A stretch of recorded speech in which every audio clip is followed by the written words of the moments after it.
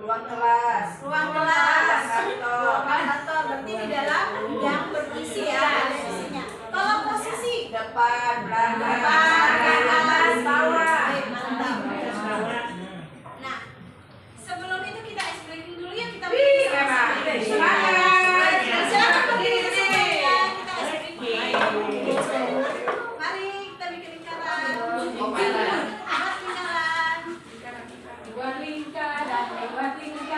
Oke, kita bikin sama-sama ya. Lingkaran kecil, lingkaran kecil, lingkaran besar, menjadi besar, menjadi besar, semakin kecil, semakin kecil, semakin bentuk, berubah bentuk, berbentuk kotak, berbentuk kotak. Nah, ini kan kotak ya.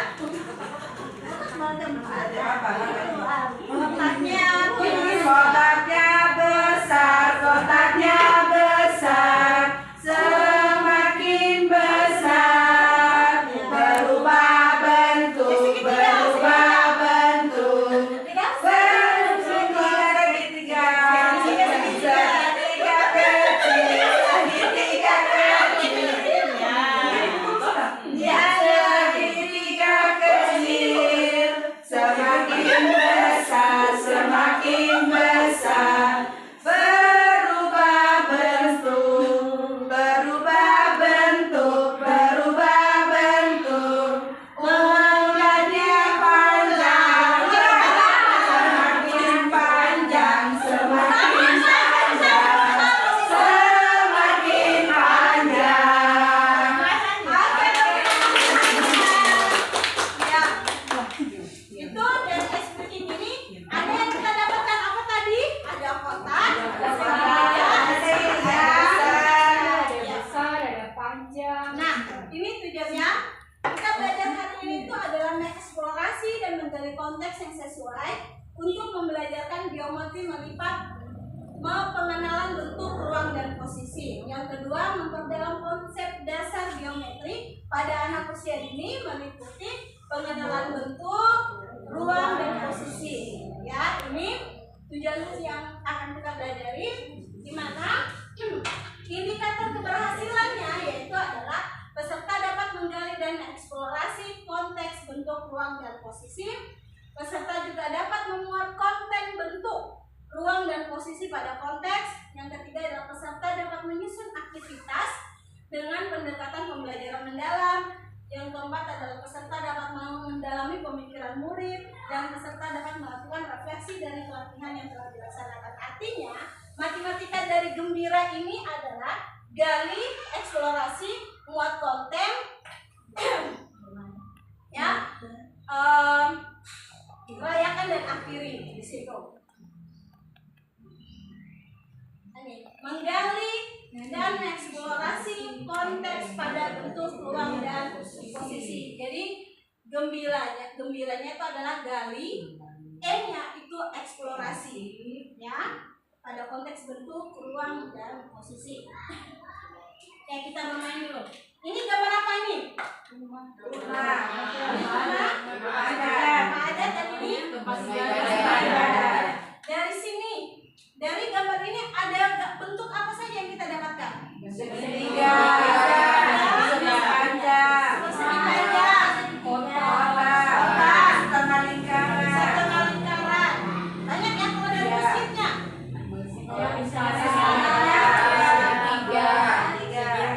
Persegi panjang. Kalau kita lihat di dalam ruangan ini, bentuknya apa saja? Kotak. Apa saja kotak? Balkon,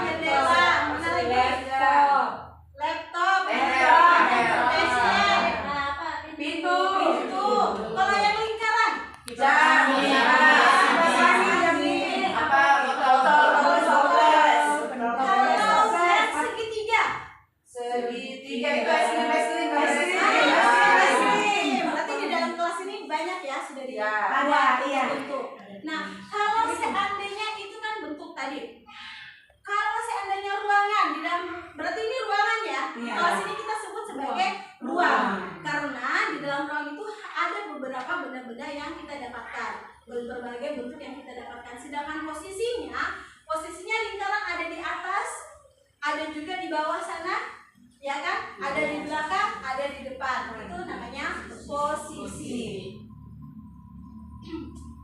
Nih, ini adalah gambar-gambar yang semuanya masuk.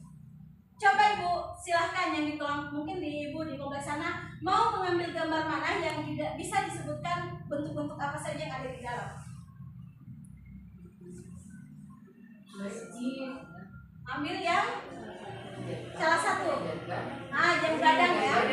Nah, berarti dalam jam gadang ini ada apa saja? Ada lingkar, Ada salam, persegi panjang, persegi persegi tiga, terus segi empat. Ya. Kalau yang di sini, yang mana yang mau diambil gambarnya? Ini rumah ada joglo ya, rumah ada Jawa ya. Ini ada segitiga, persegi panjang, ya. Oke, persegi empat, ya. Berarti sebenarnya bentuk-bentuk itu ada di sekitar kita ya.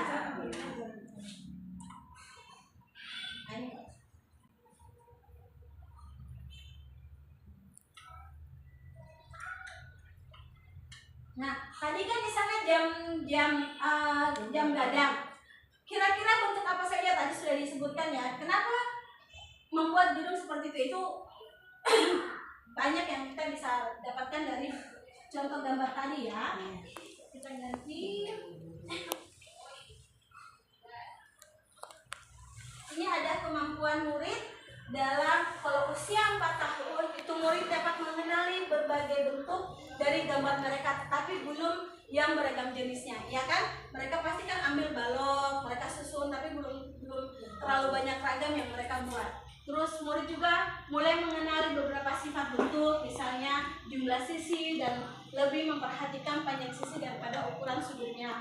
Murid dapat menggunakan bentuk untuk membuat gambar ini untuk kemampuan 4-5 tahun, sedangkan 3-4 tahun itu murid sudah mengenal bentuk lingkaran dan menganggap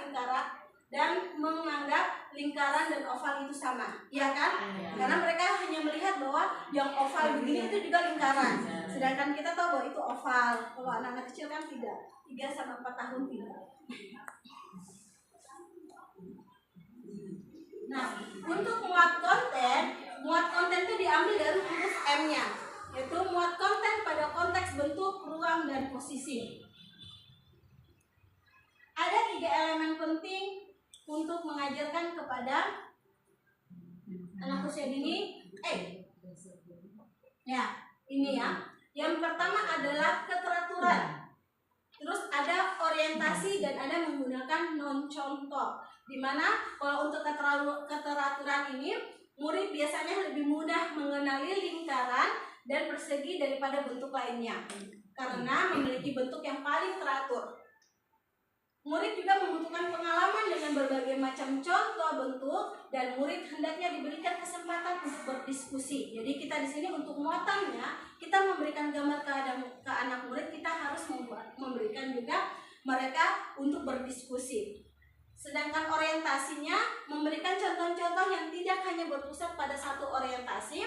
Anda dapat memberikan contoh-contoh bentuk persegi dan segitiga yang dimiringkan sehingga memperkuat konsep murid. Jadi kita tidak hanya segitiga yang kita berikan kepada anak murid, tapi ada bentuknya. Contoh kayak di sini. Oh, kalau kotak kita miringkan begini masih tetap kotak? Tidak, karena anak pasti akan bilang itu kotak.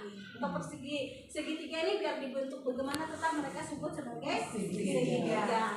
Nah, kalau menggunakan non contoh itu adalah kegiatan atau diskusi tentang contoh dan non contoh yang akan mendorong penalaran tentang atribut mana yang penting untuk bentuk tertentu, yaitu bentuk yang bukan anggota himpunan.